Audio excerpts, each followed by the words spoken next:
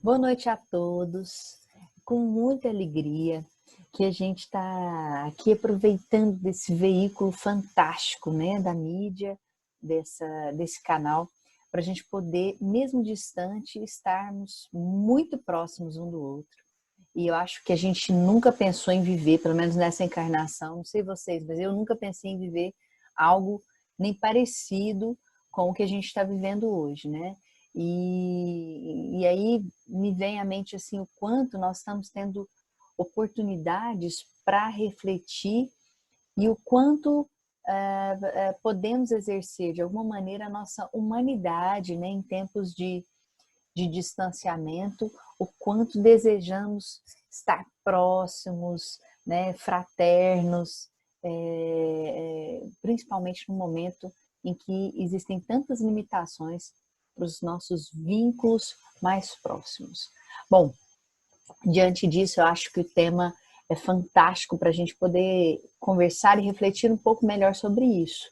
E quando o convite foi feito para a gente pensar a respeito da renovação, me vem muito em mente uma passagem do Evangelho de Mateus que conta a história, acho que essa história é muito comum e até ela é curtinha lá no Evangelho. Vocês vão ver, se a gente for lá na Bíblia, no capítulo 20 lá, é muito curtinho, mas traz, eu acho que é uma mensagem muito forte, muito bacana para esse momento que a gente está vivendo aqui agora.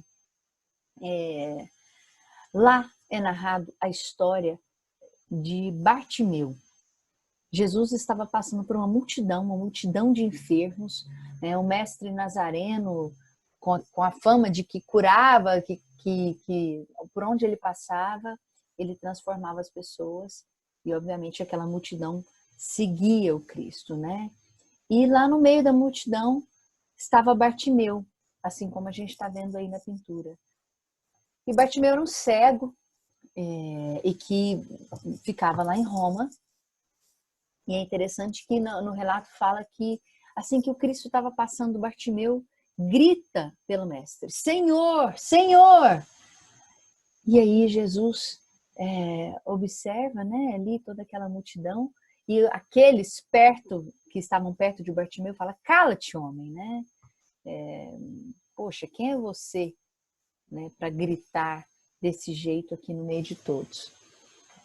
Para a gente entender, inclusive, um pouco melhor sobre essa passagem, em sânscrito, Bartimeu significa filho de Timeu. E olha que importante isso, né? Bartimeu não era um nome, ele era o filho do Timeu.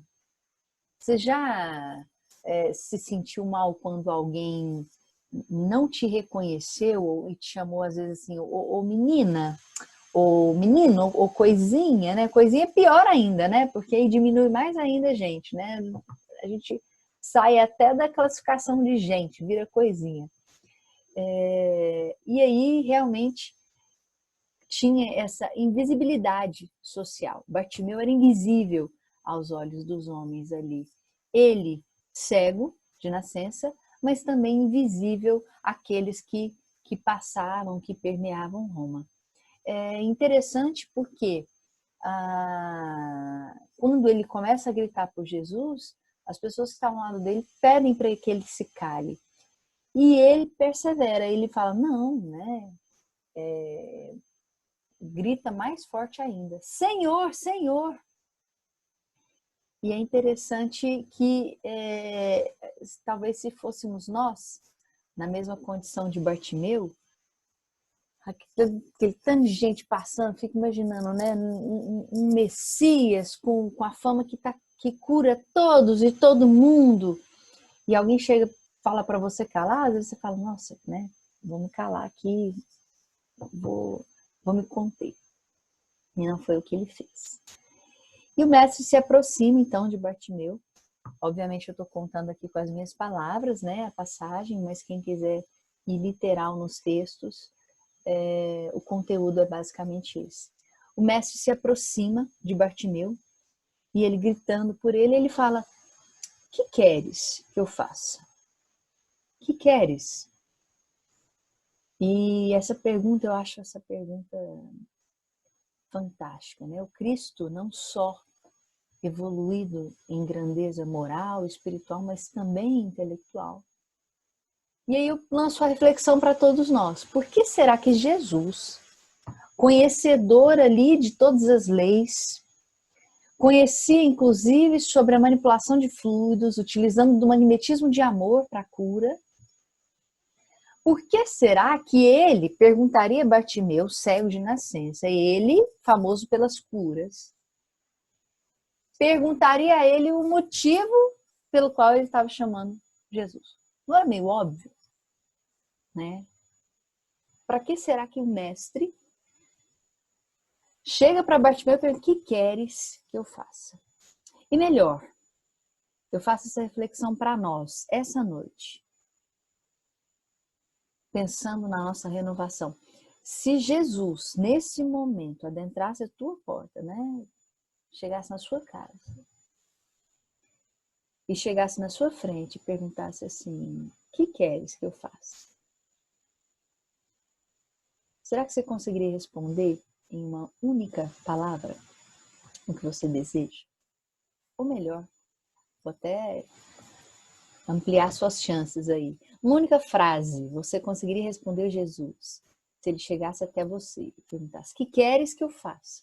Uma única frase. Você diria aquilo que você precisa? Bom, talvez muitos de nós iam pegar uma lista, né? Pegar a lista. Jesus, é o seguinte, para hoje eu estou precisando disso, aquilo. Para amanhã, semana que vem. Será que nós conseguiríamos ter essa reflexão e esse autoconhecimento para compreender qual é a sua maior ou a sua principal necessidade íntima nesse momento? Isso eu não estou nem dizendo das necessidades materiais. Jesus, eu quero ganhar na loteria, eu quero...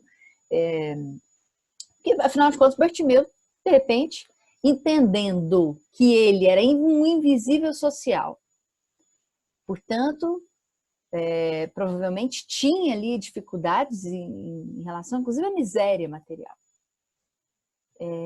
Será que Bartimeu também não poderia... Jesus, eu preciso de uma biga, né? Eu preciso de um abrigo, eu durmo na rua direto, eu preciso de alimento constante. Poxa, também são necessidades válidas, né? O que vestir, o que comer, onde dormir, são necessidades materiais, básicas, mas extremamente importantes e essenciais. Bom, você sabe o que é essencial na sua vida? Você sabe o que de fato você responderia ao Cristo?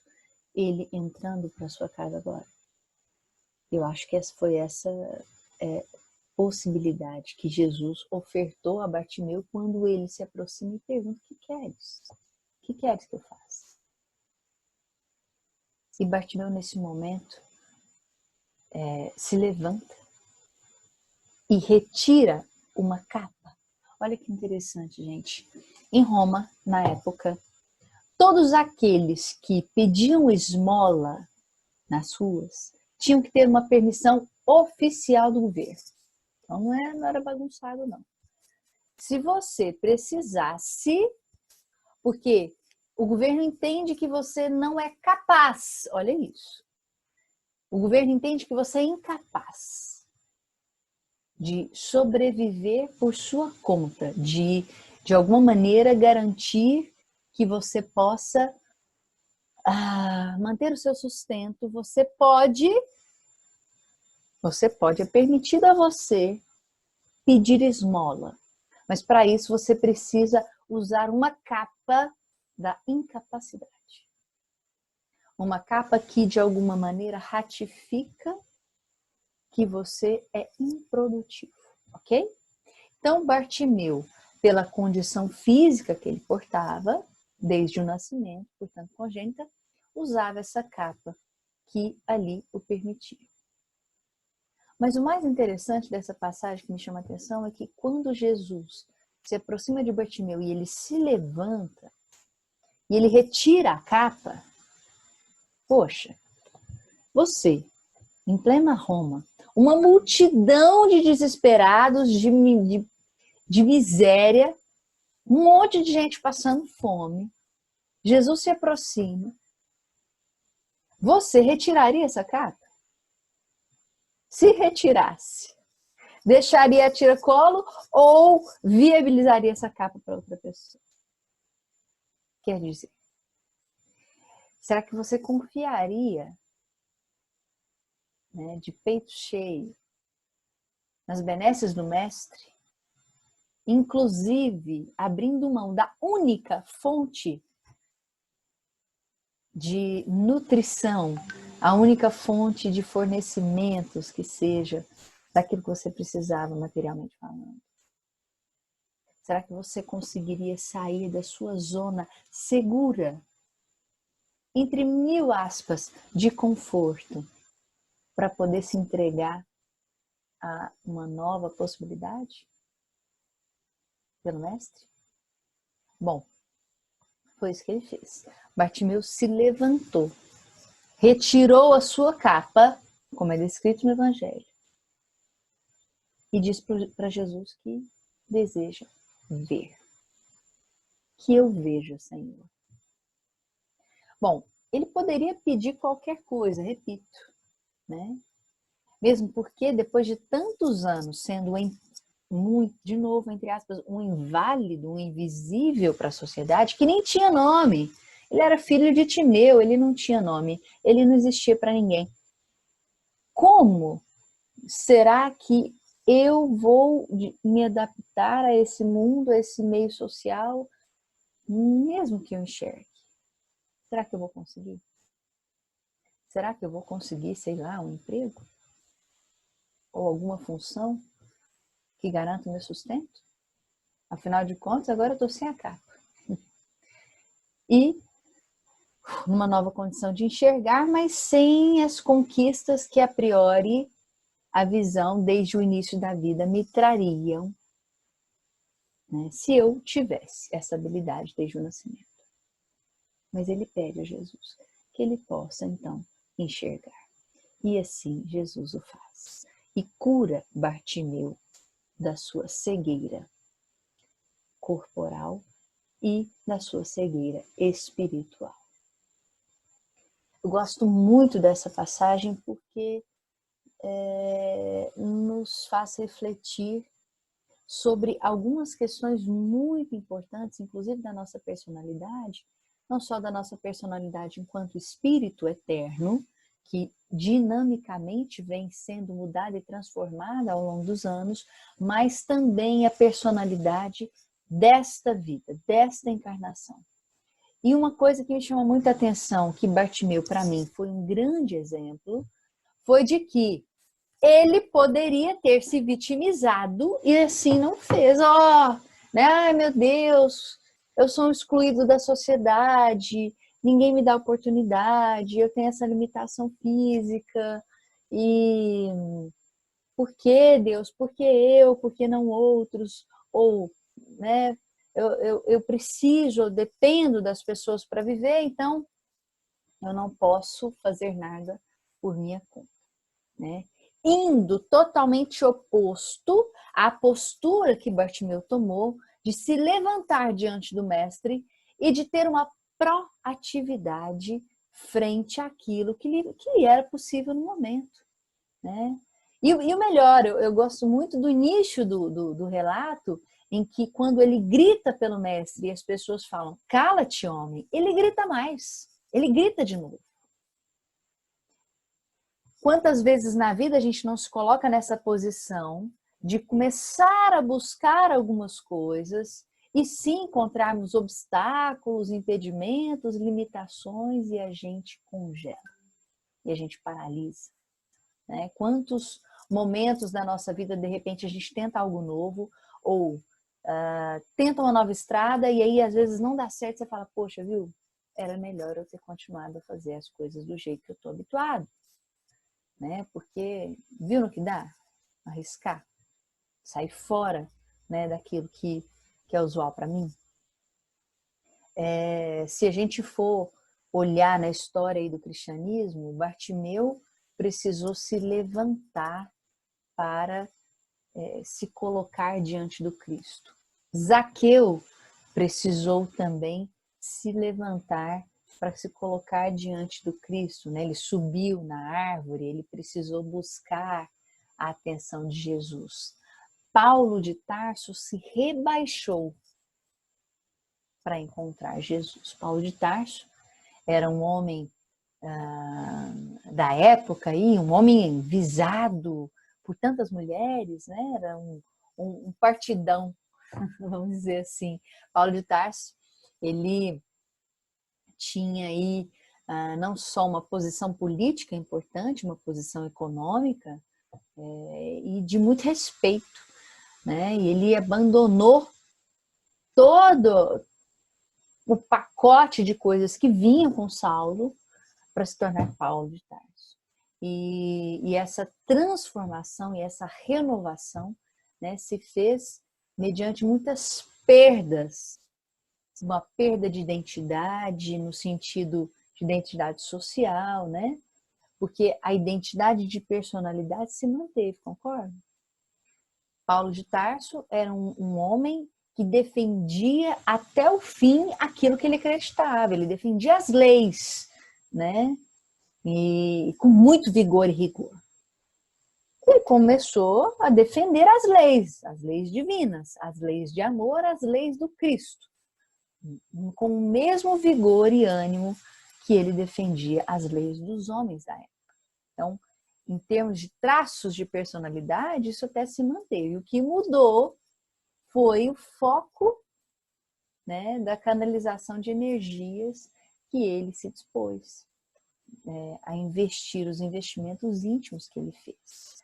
Mas para isso demandou muito esforço. Para Bartimeu demandou muito esforço. Para Zaqueu também, um homem que era mal visto aí por tantos. Paulo de Tarso precisou de muito esforço para abandonar uma posição privilegiada, né, e passar aí até de perseguidor para perseguir. Nesse sentido, todos que tiveram essas conquistas espirituais precisaram ter ali uma proatividade diante daquilo que acreditava. Saindo, né, fora totalmente de uma postura de vitimização que muitas vezes nós nos colocamos. Ah, minha vida tá ruim, meu casamento não tá legal, eu odeio meu emprego, eu odeio meu chefe. Nossa, essa casa minha não dá para ficar aqui, minha família é extremamente, vive extremamente em desarmonia, mas eu não me mexo, eu não me movo, eu espero que o meu marido melhore, né, para que eu fique bem. Essa palestra que eu estou ouvindo, nossa, ia ser perfeita para o fulano e não para mim, né? Então, muitas vezes, sem perceber, nos colocamos numa postura passiva, né? De aguardar, esperar que a vida venha e resolva e me renove diante daquilo que eu preciso. Dentro do comportamento humano, a gente estuda que há aí talvez 3 pontos, um triângulo, se a gente fosse imaginar um triângulo aqui de personalidade, em que num dos pontos estaria a passividade, em que eu aguardo o outro, espero o desejo do outro, concedo ao desejo do outro, né, não respeitando aquilo que eu penso ou sinto, né? De um outro lado, aqui no triângulo, talvez a agressividade, onde eu imponho o meu desejo, independente do outro, né? Geralmente até com violência, abrupto, né? Com força. O meio termo dos dois talvez seria a assertividade. Ser assertivo é colocar o meu desejo com educação e com clareza. Mas para isso, né, gente, nós temos que ter muito claro qual é o meu desejo. O que queres que eu faça? Para Bartimeu tinha que estar muito claro aquilo que ele queria. Diante de toda aquela balbúrdia, né? Imagino que estava até assim, uma bagunça, cheia de gente, e Jesus chega para você e fala: o que queres que eu faça? A resposta tem que estar na lata. Então, nesse sentido, Muitas vezes nós nem sabemos aquilo que nós queremos. Nosso processo de autoconhecimento é pobre, muito pobre. Porque eu não sei o que eu quero, eu não sei o que eu necessito, e na hora de pedir, eu peço uma coisa que não necessariamente vai me ajudar. Eu peço que o outro mude, eu peço que a circunstância altere, eu jogo no exterior a mudança que tem que vir de mim. Ah, Gabriela, mas poxa, eu tô aqui nesse casamento e meu marido não muda, eu tô aqui tentando, mas ele não quer mudar. Nós não podemos criar a fantasia de que eu posso e tenho superpoder de implantar o meu desejo no outro. Eu quero que ele pare de beber. Eu quero que ele me trate com mais carinho. Eu quero que o fulano ajude mais na casa. Eu quero... Gente, desejar nós podemos até desejar. Rezar, fazer prece, tratamento espiritual. Mas a única mudança que nós somos capazes de fazer é a mudança interior. E é a mais difícil.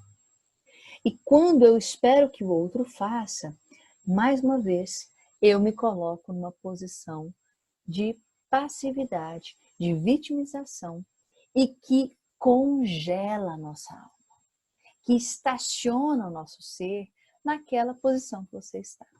Se aquela posição que você está boa, você está feliz, satisfeito com a vida, não tem nada que melhorar, beleza. Mas provavelmente não é essa a situação, porque nós estamos num mundo de provas e expiações. Nós estamos num mundo de espíritos puros, né, de espíritos perfeitos. E que mesmo aqueles que são espíritos puros e perfeitos nunca se encontrariam estáticos mediante a dor e sofrimento do outro. Porque tem algo neles, algo que move, que mexe, que é o amor. Que é uma chama constante e que nos faz movimentar em relação ao outro, em relação a nós mesmos.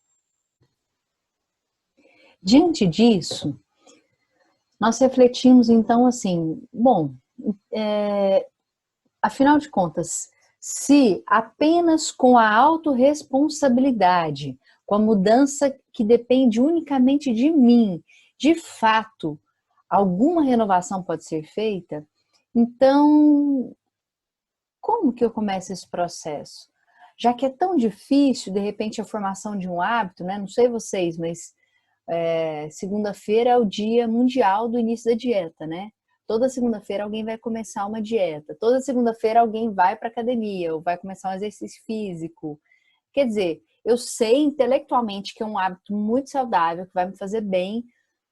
Ai, mas é muito difícil de manter. Não, então hoje vai ser o dia da paciência. Eu vou ficar paciente aqui hoje o dia todo. Bom, obviamente, se fosse mágico assim, ia ser fantástico e o nosso processo de evolução ia ser vertiginoso.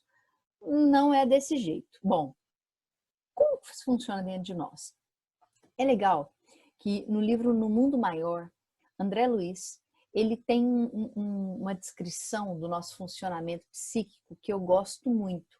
Ele nos compara a um castelo de 3 andares, sendo que o primeiro andar é a residência dos nossos impulsos automáticos, o segundo andar, o domicílio das conquistas atuais, e aí no terceiro andar, o mais elevado, a casa das noções superiores. Nesse de baixo, está aí inscritos os nossos hábitos, automatismos, aquilo que a gente geralmente não pensa sobre, somente agimos e depois a gente analisa esse comportamento.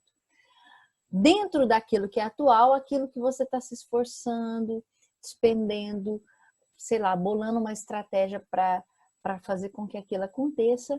E um terceiro momento aí seria a sua meta, aquilo que você quer alcançar, ok? Esses automatismos, esses hábitos, eles ficam dentro de uma área, vamos dizer assim, a nível de consciência, inclusive espiritual, que é um pouco difícil de acesso. Ela é dentro do inconsciente. Ele chama lá, eu estou usando as palavras dele, tá bom? Então, Longe de mim aqui fazer algum estudo psicanalítico a respeito disso. Mas eu estou usando os termos que ele usa, subconsciente. Apesar do que é mais comum dentro do meio analítico aí de falar de inconsciente. Então, aquilo que eu não acesso, ok? Está dentro, é o que está nas minhas vivências do passado, aquilo que, por misericórdia, Deus não permite que eu acesse. O domicílio das conquistas atuais, o segundo andar, é aquilo que eu já entendo, compreendo, olho e enxergo, aquilo que é consciente em mim.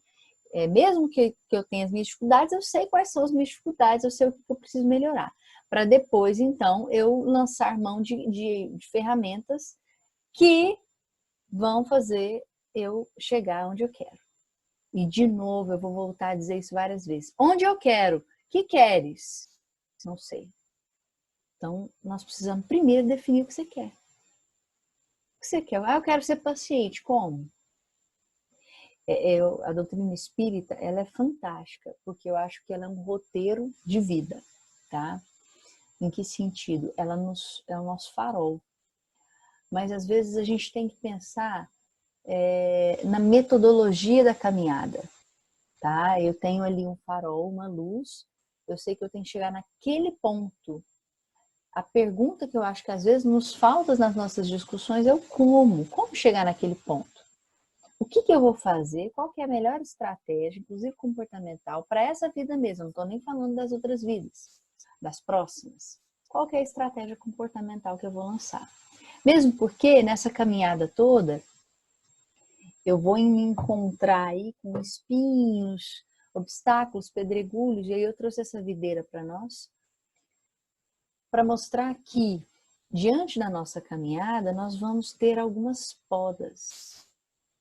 E aí sim entra dentro do contexto das expiações, das provações, as nossas próprias dificuldades íntimas, né, que nós mesmos colocamos.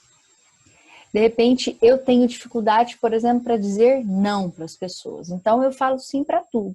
Então, um pensador que ele fala assim que o sim passa por fora e o não passa por dentro.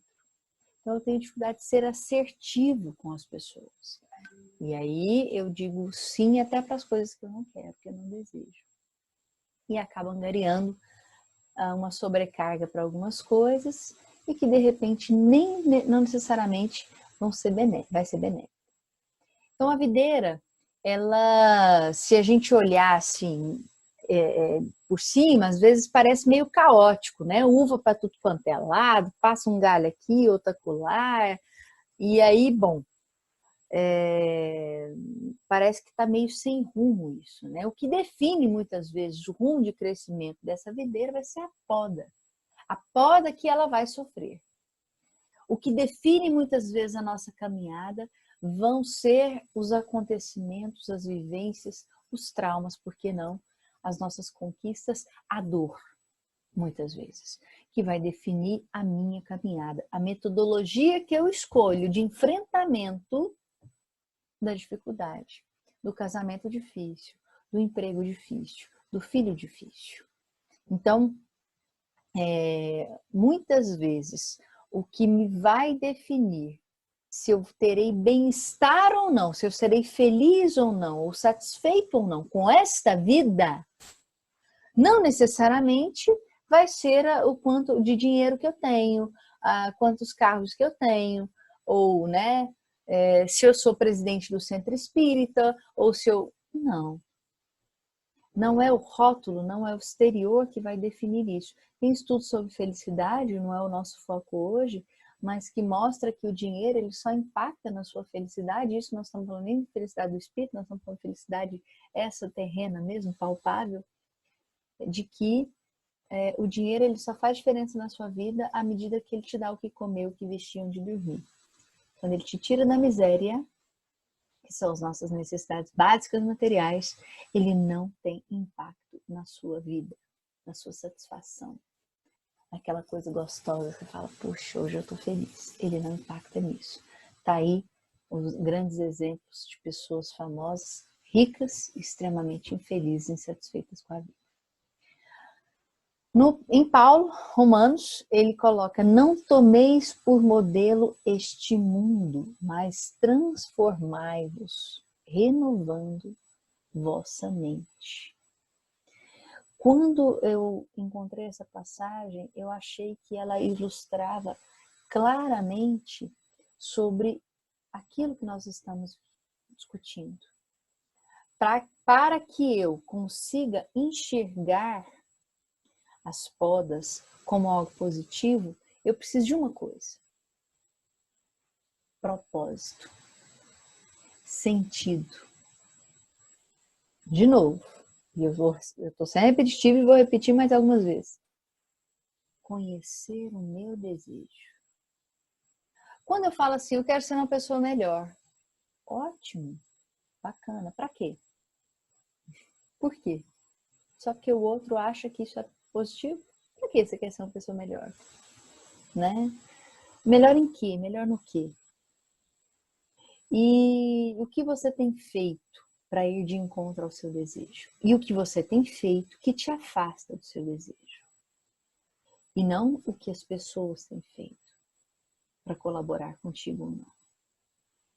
E aí, quando Paulo coloca essa frase, renovando vossa mente, eu acho que é exatamente a gente sintonizar aqui o nosso pensamento para que a nossa mente, a nossa produção mental, que é uma faculdade do espírito, possa enxergar o propósito válido da poda. E aí, se eu quero frutos mais doces, né, que eu possa, de alguma maneira, entender que essa poda, ela é, às vezes, dolorida no momento, incompreendida. Mas se não fosse ela, eu não selecionaria caminhos que antes, de repente, não seriam uma escolha. Então, a mente humana, ela pode produzir sim o céu ou o inferno dentro de nós. Mas entendendo, inclusive, que todas as emoções pertinentes aí ao nosso, vou voltar aqui um pouquinho, a nossa vivência, elas são necessárias. Eu conheço muita gente que falava assim, ó, eu tive uma paciente uma vez que falou assim, na verdade, perdão, um colega meu me trouxe essa história do paciente que solicitou: eu queria um remédio para nunca mais tomar remédio. Né? Será que existe isso? Ou eu não quero sofrer, não quero sentir dor ou tristeza, às vezes anestesiar a vida. E a ideia não é essa, né, gente? Todas as emoções, inclusive as negativas, de angústia, de medo, de raiva, elas nos mobilizam. São propulsoras, se eu canalizá-las. Irmãs do Fogo, no livro Emoções que Curam, ela tem uma fala que eu trouxe aqui, ipsilitris, para a gente ver, que eu gosto muito. Fala o seguinte: embora consideradas emoções que causam sofrimentos, à luz do amor podemos transformar a tristeza e a mágoa, o medo e a culpa, o orgulho e a inveja em adubos, nutrientes no canteiro da alma, produzindo farta colheita de frutos. Tá aí a videira para nos presentear com as uvas, né? E essas são emoções que curam, e nessa transformação reside o poder da cura pessoal. A tristeza é um convite para o melhor ajustamento à realidade. A mágoa é uma dor que nos sacode para que descubramos velhas ilusões no campo mental. Isso quer dizer que até a tristeza, até a mágoa tem uma função na nossa vida. As emoções são, emoção no latim é emovere, de movimentar, movimentar para fora, jogar para fora. Então, a emoção nada mais é do que, de repente, um catalisador, um motivador, um propulsor de ações, né? Que às vezes sem elas, nós, mais uma vez, nos tornaríamos estáticos diante da vida. Ok? O que vai, de repente, nos tornar mais resilientes ou não, quer dizer, mais fortalecidos para um enfrentamento positivo, das coisas que nos acontecem, muitas vezes é a nossa mente. Como a gente encara isso? Como eu moldo aquilo que me acontece. Ó, Emmanuel, no livro Alma e Coração, coloca algo nesse sentido. Nossas perturbações emocionais quase sempre decorrem da nossa relutância em aceitar alguns dos aspectos menos agradáveis, conquanto passageiros da nossa vida. Saibamos, pois, rentear com eles honestamente, corajosamente, nada de subterfúgios. Temos um corpo defeituoso ou estamos em posição vulnerável à crítica? Seja assim, contrariamente a isso, porém, reflitamos que ninguém está órfão da bondade de Deus e, confiando-nos a Deus, procuremos concretizar tudo de bom ou de belo no circuito de trabalho que se nos atribui. Eu lembro muito do Jerônimo Mendonça, né, que era aquele palestrante, conhecido por todos nós, o gigante deitado, que tinha aí uma condição que o limitava a um leito, e ele era transportado pelos seus amigos e profetizava aí o amor, ou espalhava o amor, melhor dizendo, através do seu próprio exemplo, principalmente, e através da sua fala, né, muito bem colocado. E se de repente se colocasse numa posição de que ele foi vítima aí do destino, do acaso, ou até de repente da negligência divina, como aqueles que não entendem a sabedoria divina colocam, né, poderia deixar de aproveitar uma imensa oportunidade na vida, né? Bom, inclusive, diante disso, mais uma vez, voltamos aí no livro No Mundo Maior, porque me vem aí um grande exemplo em que, se vocês se recordam, há uma passagem que André Luiz, no livro No Mundo Maior, coloca que eles estão diante de dois espíritos, e esses dois espíritos se encontram na seguinte situação. Camilo, que era pai adotivo de Pedro, havia sido assassinado por ele, né, no momento de insanidade, né, entre os dois. Pedro mata o próprio pai, o pai que havia dedicado muito amor, carinho para aquele filho, e quando ele desencarna, ele se torna perseguidor voraz do próprio filho. Clarencio, que estava orientando André Luiz, né, conta de toda a trajetória daqueles dois e já vinham acompanhando os dois há algum tempo, inclusive fazendo várias intervenções para aquele laço de ódio, de rancor, de mágoa, né, entre os dois. Chega num certo momento em que o próprio Clarencio, espírito ali tutor de André Luiz, explica que naquele momento eles precisariam se afastar para que um espírito de muito amor se aproximasse e fizesse uma intervenção imediata, eficaz naquela relação, porque ali eles não conseguiriam. E aí, representado aqui por essa ilustração, aparece Cipriana, né? Que era um espírito de tamanha luz, ela irradiava tanta luz que Camilo, desencarnado, naquele momento acha que ela é Maria, assim, Nossa Senhora, e minha senhora, né, minha mãe, e ela se retrata dizendo que não é a Mãe Santíssima, mas que poderia sim acolher com amor aqueles dois.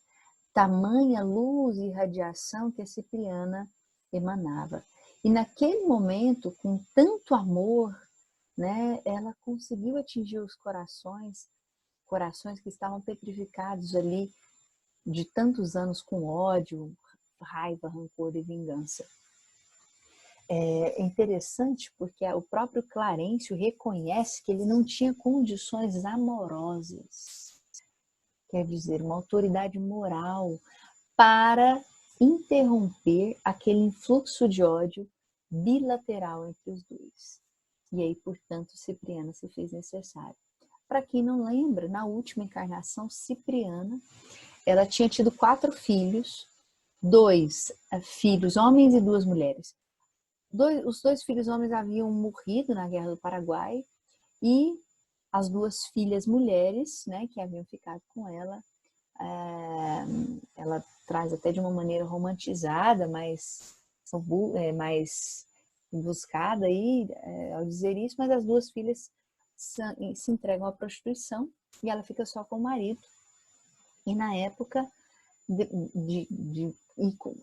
com o marido, ela desenvolve lepra e começa a ter efeitos danosos da doença, tendo o corpo desconfigurado, e o marido, não aguentando aquela situação, abandona a Cipriana a morrer à própria sorte, né? Ela morre solitária aos olhos dos homens. E quando chega no plano espiritual e reconhecendo todo o sofrimento, e encarando o sofrimento não com revolta, com aceitação, com desenvolvimento de fato, de uma doação profunda, ela entende, ainda coloca que talvez aquele momento foi um momento rápido de sofrimento. E poxa, para tantos de nós seria um momento de mergulhado de muita angústia, né? Aquele espírito de tanta luz intervém e consegue emanar com o seu próprio amor. Inclusive, falas da própria Cipriana, ela diz que o amor é o único meio para a renovação verdadeira. Eu tomo liberdade, gente, para trazer um trecho aqui do livro que eu não tive coragem nem de parafrasear.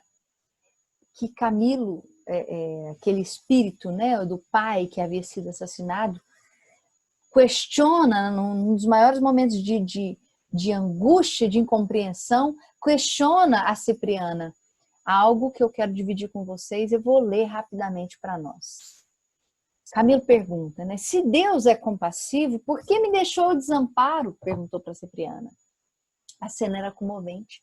E Cipriana assim lhe respondeu: quem de nós, meu amigo, poderá apreender toda a significação do sofrimento? Indagas a razão porque permitiu o Senhor atravessasses tão dura prova? Não será o mesmo que interrogar o oleiro pelos motivos que o compelem a cozer o delicado vaso em calor ardente? Ou inquirir do artista os propósitos que o levam a martelar a pedra bruta para a obra-prima da estatuária? A missionária falou-lhe então que a dor expande a vida, o sacrifício liberta. O martírio é problema de origem divina. Procurando solvê-lo, pode o espírito elevar-se ao píncaro de luz ou precipitar-se em abismo tenebroso, visto que muitos retiram do sofrimento o óleo da paciência com que acendem a luz para vencer as próprias trevas. Ao passo que outros dele extraem pedras e acúlios da revolta com que se precipitam na sombra. E tá aí nosso livre-arbítrio, né, gente? Diante das dificuldades, diante inclusive das traições, das ingratidões, de tudo que nos acomete de repente de ruim, das podas da vida, né? Qual é a nossa postura diante disso? A Cipriana optou pelo amor como o único meio para a renovação verdadeira. A pergunta que eu faço de novo, né? A doutrina espírita nos aponta o amor, Jesus nos aponta o amor como um farol. A pergunta que eu faço é como? Como desenvolver o amor?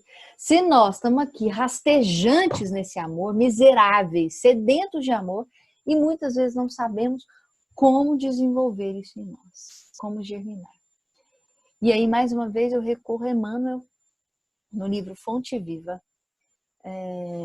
que traz uma passagem pequena de Marcos, que eu acho fantástico essa passagem, para poder, caminhando aqui para o encerramento do nosso estudo, que ele pergunta o seguinte, a lição chama Quantos Pães Tendes? E eu divido aqui com a gente. Muitos esperam o milagre da manifestação do Senhor. Ele conta nessa passagem que Jesus estava na montanha, estava aquela multidão faminta, os discípulos querendo alimentar as pessoas, né? E aí aquela famosa passagem da multiplicação dos pães, e aí Emmanuel vem brilhantemente explicar para nós esse momento. Muitos esperam o milagre da manifestação do Senhor, a fim de que lhes sacie a fome de paz e reconforto. Olha, eu passivo aguardando o Senhor vir e me libertar. Mas a voz do Mestre no monte continua ressoando inesquecível. Que tendes? Quando está aquela multidão faminta, os discípulos chegam para o Mestre e falam assim: Senhor, Senhor, o que faremos? Olha essa multidão, né? Nós temos poucos pães. E mesmo sabendo que tinham poucos pães, Jesus pergunta: quantos pães tendes? Peraí, Jesus, mas para que você quer saber quantos pães nós temos? Insuficientes. Olha aqui o quanto que as pessoas estão precisando, né? Ele pergunta: que tendes? O que você tem para oferecer? A necessidade, sim, é enorme. Muita coisa precisa ser feita, mas o que você, Gabriela, o que você, meu amigo, né, que está ouvindo aqui, que está estudando com a gente, tem para oferecer da sua autorresponsabilidade da renovação, daquilo que você sabe que necessita? Quantos pães tendes? Jesus poderia, pela sua grandeza e a sua capacidade, multiplicar quantos pães precisariam fosse, não é? Mas ele, naquele momento, aproveita o momento para nos ensinar que, em qualquer circunstância, nós temos que oferecer aquilo que nós já temos. Multiplicar aquilo que, de repente, é forte em nós e fortalecer aquilo que, de repente, é fraco e frágil ainda em nós. E para isso eu preciso me conhecer. Em qualquer terreno de nossas realizações para a vida mais alta, apresentemos a Jesus algumas reduzidas migalhas de esforço próprio e estejamos convictos de que o Senhor fará o resto. Então, mais uma vez, eu acho que essa fala ratifica, né, tudo aquilo que nós desejamos para a nossa libertação, a nossa renovação, que só será possível se eu oferecer migalhas do meu esforço próprio para mudar o ambiente em que eu vivo, a casa espírita que eu estou, a casa lar que eu me encontro, o meu planeta, o meu mundo, né? E inclusive o meu mundo íntimo, ok? E é interessante que, já caminhando aqui para o fim, pelo nosso tempo, né? Eu gostaria de fazer uma metáfora aqui, junto conosco, pensando que todos nós aqui somos motoristas de um ônibus. E esse ônibus vai caminhar, vai ter uma trajetória e vão ter vários passageiros dentro desse ônibus. Os passageiros que nós temos aí, muitas vezes são os nossos pensamentos, falando contra aquilo que desejamos. Você não vai dar conta, você não é capaz, para que tentar, né? Esses passageiros vão estar comigo durante toda a jornada. E se eu for tentar me livrar desse passageiro, desse pensamento, sai daqui, né? Não vou pensar nisso. Não vou pensar num urso branco. Pronto, já pensei no urso branco. Se eu me negar a fazer algo ou ir contra aquilo, às vezes eu estou fazendo um reforço positivo daquilo.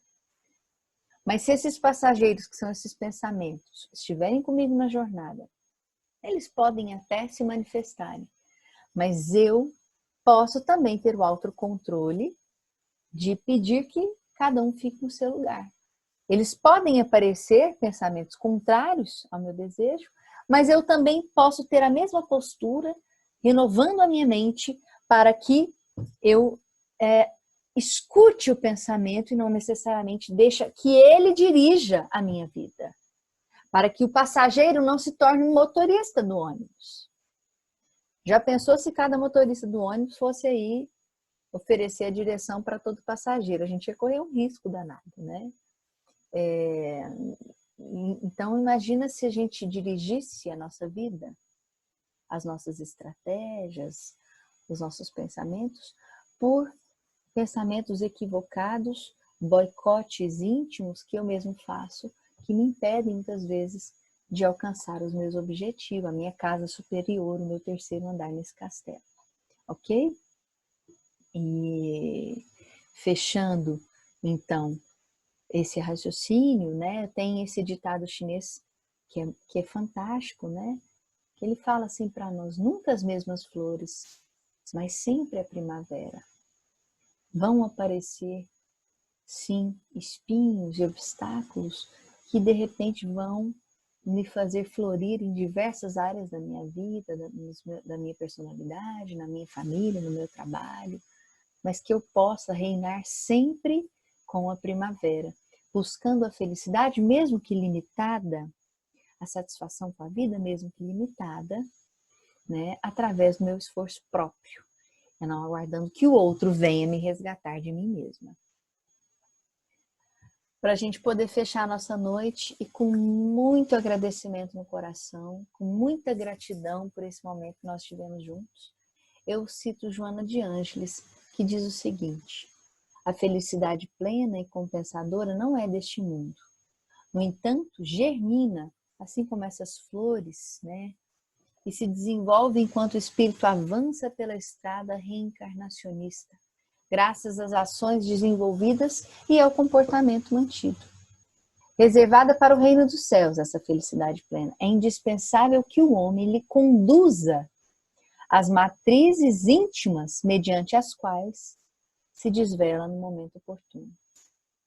Que a gente possa ter a sabedoria e o olhar de encarar as podas da vida como grandes oportunidades para germinar e florescer, né, diante da vida espiritual, da primavera, né, dessa grande estação que nós estamos vivendo, e que essa possa ser sim uma primavera na nossa jornada espiritual.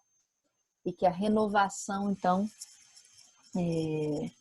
dependa exclusivamente de mim, né? Tocando no outro, no sentido de que eu possa ser um exemplo que arrasta, nesse sentido, uma carta viva de Jesus. Muito obrigada a todos que estiveram conosco do começo ao fim. Que Jesus abençoe a cada lar, né? E a gente continua com a programação da noite. Um grande beijo, que Jesus os abençoe.